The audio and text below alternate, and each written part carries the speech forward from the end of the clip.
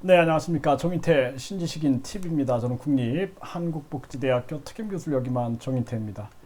내가 외로운 국민주권 정치의 길을 가는 이유에 대해서 좀 말씀을 드리겠습니다. 편안하게 말씀을 좀 드릴게요. 진짜 국민주권 정치를 얘기하면 사실상 굉장히 외롭습니다. 왜냐하면은 남는 게 없거든요. 네, 그래서 뭐 진짜 우리가 어떤 사람을 대통령 만들고 우리가 서로 그 전리품을 나눠 먹자 그러면은 더 사람들이 많이 모이죠. 정말 많이 모이죠. 제가 그 거대 양당 정치권에서 봤던 게 어떤 저 후보가 어떤 뭐 예를 들어서 큰 건설을 진행한다. 그러면은 거기 건설업계들이 쫙 모여가지고 나눠 먹기 할 준비하는 그러한 모습들 제가 보면서 저렇게 하면 차라리 대통령 되기 쉽겠네라는 생각을 했거든요. 근데 국민 주권 정치라는 것은 국민이 주인이기 때문에 국민에게 권력을 되돌려줘야 된다라는 얘기를 하고 있는 거거든요. 그럼에도 불구하고 국민들은 계속 거대 양당을 쫓아다녀요. 그러니까 얼마나 외롭겠습니까? 제가 정당의 지원금 900억을 없애야 된다. 그리고 선거 지원금 5천억을 없애야 된다. 그 말하면 얼마나 외로워요. 네, 차라리 선거 보조금 6천억 줘야 된다. 정당 보조금 1천억 줘야 된다. 이렇게 얘기하면 아마 더 사람들이 몰릴 겁니다. 그 1천억 나눠 먹을 수 있겠네. 그 5천억 나눠 먹을 수 있겠네. 그렇게 하면은 더 좋겠죠. 어떤 분이 저한테 찾아와서 자기 정당에 국회의원 한 명만 있으면 뭐 정당 지원금 1억 이상 받을 수 있다고 한 명 좀 어떻게 해보자고 막 이런 얘기를 하는 걸 보고 그렇게 살면은 편하겠죠. 저도 이제 뭐 교육 공무원 했잖아요. 그렇게 살면 편하겠죠. 저도 제가 그냥 어떨 때는 시골 학교 교사하면서 장작 패면서 그 씻으면서 그렇게 살면 편하지 않을까라는 생각을 한 적이 있어요. 그런데 제가 이제 15살에 폭력배들하고 깡패들하고 그 경찰이 한패가 돼가지고 서민들을 괴롭히는 모습을 보면서 뭔가 잘못됐다 이거는. 그때부터 정치를 해야 한다. 대통령이 돼야 된다라는 생각을 가지고 정말 외롭게 살았습니다. 네, 15살 때부터 거의 33년째 진짜 외롭게 살았어요. 정말 그렇게 힘들게 살 필요가 있었나라는 생각이 들 때가 있어요. 네, 그래서 제 주변에 있는 사람들은 좀 편하게 살아라, 편하게 살아라 이런 얘기를 많이 해요. 편하게 살아라. 그냥 편하게 살지 왜 그렇게 사나? 그러면서 저도 이제 가끔은 내가 왜 이렇게 살아야 되지? 라는 생각을 할 때가 있어요. 근데 저는 그렇게 생각을 합니다. 뭐냐 하면은 이게 진짜 외로운 길이거든요. 네. 국민 주권 정치. 네. 인터넷 당 해가지고 당비 없다. 그 직책 당비, 특별 당비 해가지고 기득권 만들고 뭐 후원금 해가지고 저 기부금 해가지고 그렇게 해가지고 기득권 만들고 그런 게 그렇게 해서는 이 나라가 바로 설 수 없다. 그런 생각하면서 당비 당사 없는 인터넷 당으로 하자. 차라리 그거보다 뭐 국회의원 몇 명 잡고 그냥 우리 뭐 새로운 정당 한번 해가지고 잘 먹고 잘 살아봅시다. 우리가 정당 보조금도 끌어오고 선거 보조금도 끌어옵시다. 나라에 돈이 많으니까 우리 같이 갖다 씁시다. 이렇게 하면 더 사람이 몰리겠죠. 그런데 그게 아니죠. 네. 저출산 고령화 자금이 저출산 예산이 46조니까 그거 국민들에게 한 사람당 1억 9천만 원씩 돌아가니까 처음에 한 7천만 원 정도 주고 그러면은 충분한 육아휴직을 통해서 아이를 바르게 양육할 수 있고 성인이 될 때까지 매달 30만 원, 40만 원씩 지원하면은 우리나라 저출산 문제 해결될 수 있습니다. 이렇게 얘기하는 것보다는 그 돈 그냥 뭐 연구비 썼다 그러고 그냥 우리끼리 해먹는 게 낫죠. 이러면 더 편할 수도 있어요. 그렇게 할 수 없죠. 네.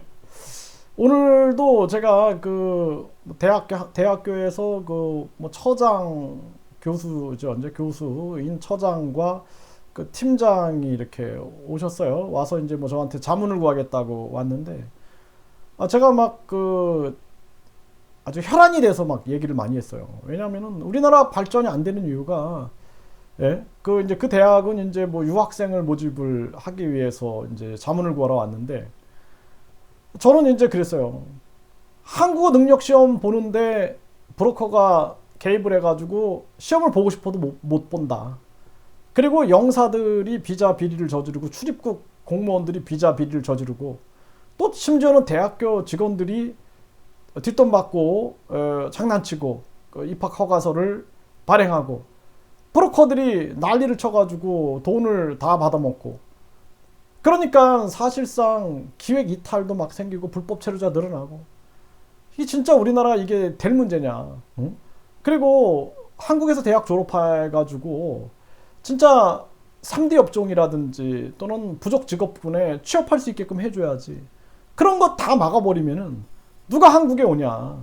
응? 호주에 가봐라. 호주에 가보니까 시골 같은 데는 더 비자 받기 쉽게 해줘서 시골의 부족한 인구 문제를 해결하고 인재를 또 영입을 하고, 그리고 그들이 졸업을 하고 뭐 여러 가지 무역이든 다양한 서로 윈윈할 수 있는 그런 길들을 터주니까 가능한데, 우리는 다 비리로 모든 것을 다 막고 있기 때문에 이 정치판부터 공무원판 개혁하지 않고서는 나라 발전이 불가능하다. 뭐 이런 얘기들을 한 2시간을 제가 했어요. 그래서 참 안타깝다는 생각들을 좀 많이 했고요.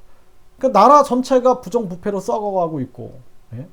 그리고 저는 어떻게든 제가 선량한 영향력을 미쳐야 된다. 사이비 정치인이 뭐냐? 바로 비양심적인 정치인이 사이비 정치인이다. 사이비 관료가 뭐냐? 비양심적인 관료다라는 거예요. 그러니까 과거에 조선시대 때 대부분이 사이비 관료들이었어요. 네, 진짜 훌륭한 그러한 인물들은 우리가 기억하는 몇몇 사람 외에는 거의 없었을 겁니다. 네, 그러니까 외로운 길인 겁니다. 예, 뭐 정몽주 선생, 정도전 선생, 뭐 정약용 선생, 저는 정씨지만 이제 유전자 어쩔 수 없는 거죠. 예? 그러니까 우리가 뭐 저 서산 정씨라든지 이런 그 중국계에서 들어온 정씨 말고 나머지 그 정씨들은 한자를 다르게 쓴다 할지라도 다 같은 그 정씨 집안입니다. 네, 그 기질이 유배갈 기질이에요. 다 정몽주, 정도전, 정약용 다 유배를 갔죠. 네, 유배를 갈 기질입니다. 네, 바른 소리 하고 아부 못하고, 네, 그리고 제가 생각하는 부분들은 어떻게든 우리가 국민 주권 정치, 국민이 주인인 세상을 열어야 된다.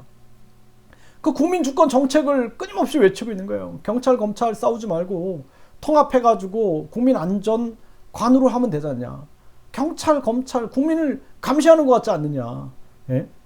그리고 제가 국민에 의한 국회 해산권, 그리고 또 국민에 의한 대통령 탄핵권, 네? 국민에 의한 국회의원 탄핵권. 그 어떤 사람은 저한테 그런 얘기를 해요. 국민에 의한 국회의원 탄핵권이 가능하냐? 비현실적인 얘기를 한다 그러면 저한테. 아니 그 비현실적인 얘기라 그러면 하지 말아야 됩니까? 평생 죽을 때까지 말 못합니까? 그 말을. 예? 저는 그렇게 생각을 해요. 예? 왕후장상에 어찌 씨가 따로 있었겠는가 그러면서 만적의 난이 일어났어요. 만적 선생님의 노비 해방 운동인데 그 말을 못합니까? 그 세상을 꿈꿨는데 그 세상이 그 이후에 수백 년 지난 이후에 이루어지지 않습니까? 예? 꿈을 같이 꿔야죠. 그러니까 국민에 의한 국회의원 탄핵권이 없어야 된다. 비현실적이다가 아니라 그거는 가능한데 그들이 쥐고 그것을 놓지 않는 거잖아요. 국민에 의한 국회 해산권 그게 가능한데 기득권이 놓지 않는 거잖아요. 국민에 의한 예? 국민에 의한 대통령 탄핵권 국민이 뽑았으니까 국민이 탄핵하는데 왜 국회의원들이 300명이 짜고 탄핵을 하냐 이거예요. 제 말은. 그러니까 모든 권력을 국민에게 되돌려 놔야 된다. 비현실적일 수도 있지만 저의 생각은 국민과 함께 꾸는 꿈인 거예요. 그 꿈을 이루는 게 바로 정치다라는 겁니다. 정치는 그런 거다. 저는 그렇게 생각을 합니다. 제가 국민주권정책 100여 가지를 정리하면서 국민권익금, 뭐 또 각종 다양한 정책들을 많이 제가 제안을 했어요. 네, 뭐 공직자들은 3년 안에 출마 못하게 한다. 또 판사 검사들은 5년 동안 변호사 개업 못하게 한다. 이런 게 비현실적인 게 아니라 가야 할 방향이다라는 거예요. 저는 그렇게 생각한다라는 겁니다. 그러니까 저의 정치 철학은 민본 그리고 국민 주권주의이기 때문에 국민이 주권을 갖는 그날까지 나는 싸운다라는 것이 저의 철학인 거예요. 그러다 보니까 제 생각이 어떤 분들은 정말 진짜 동의한다라는 분도 계시고 어떤 분들은 저 사람은 진짜 비현실적인 사람이다라고 생각할 수도 있어요. 하지만 저는 그렇게 생각하지 않아요. 정치란 바른 길로 가는 거다. 바른 길로 가는 거다. 양심에 따라서 바른 길로 가는 게 정치다. 저는 그렇게 생각을 합니다. 제가 이 방송에 나가서 어떻게 구체적으로 활용해야 될지요? 제가 이제 아까 그 비디오 업체 네. 그분에 대한 답변을 제가 드려야 될 것 같습니다. 그 답변도 네네. 좀 주시고요. 일단은 비디오 저희들이 이제 물론 많은 시청각 매체에 의해서 아이들이 이것도 마찬가지예요. 제가 이제 KBS의 상방송에 나가가지고 이렇게 토론을 하는 장면인데 저는 진짜로 비디오 텔레비전이 아이들의 발달에 장애를 만든다라고 해서 저는 이걸 외쳤던 거예요. 외쳤는데 당시에 뭐 이런 업체들이 저를 협박을 하고 뭐 70억 손해배상을 하겠다. 아니 무슨 바른 말을 하는데 그런 사람의 입을 제가 물리려고 합니까? 예? 그래가지고 이 당시에도 제가 많이 깨달았어요. 이 세상이 돈과 권력에 의해서 움직이지 진실과 정의를 위하여 움직이지 않는구나. 예? 그런 생각들을 참 많이 했습니다. 그냥 세월이 한 33년이 흘러가 버린 거예요. 그러면서 저는 참 이 길이 외로운 길이다. 정말 외로운 길이고 양심에 따라서 바른 길로 가고 정치가 바를 정자를 쓰잖아요. 그런 것처럼 바른 정도의 길을 걷는 게 정치인데 대부분 정도의 길을 걷지 않아요. 사이비 정치꾼들이 되는 거예요. 사이비 정치인들. 예? 정치한답시고 정당한답시고 직책당비 받고 특별당비 받고 팔아먹고 정치한답시고 국민 돈 훔쳐먹고 국민들에게 돌려줘야 되는데 네? 아니 지금 이렇게 힘든 시기에는 사실상 양쪽 완화를 해서 국민들 먼저 살리고 봐야 되는 겁니다. 참 저는 안타깝다라는 생각을 참 많이 해요. 그러면서도 제가 가는 길이 참 외롭고 서러운 길입니다. 네, 하지만 누군가 반드시 가야 된다. 저는 그렇게 생각을 해요. 그래서 제가 국민주권 정책 100여 가지를 계속 설명을 드리는 거예요. 언젠간 국민들이 깨달을 거다. 언젠간 국민들이 깨어나서 횃불을 들 것이다. 전 그렇게 생각합니다. 제가 수많은 정치인들을 만나봤지만 권력을 잡으려고 하는 사람 많아요. 근데 진짜 국민 때문에 눈물을 흘리는 사람들이 많지 않더라고요. 정치는 국민 때문에 눈물을 흘려야 되는 거 아닙니까? 참 마음이 아픕니다. 네. 많은 분들이 저도 굉장히 오늘도 바쁘게 보냈어요. 지금도 11시가 넘었는데 제가 이렇게 퇴근하지 않고 계속 얘기하고 있는 것은 제 강의를 듣고 또 한 분 한 분 깨어나겠지 라는 희망을 버리지 않는 겁니다. 그것은 죽는 날까지 버리지 말아야 할 저의 사명과도 같은 것이다. 이렇게 말씀을 드립니다.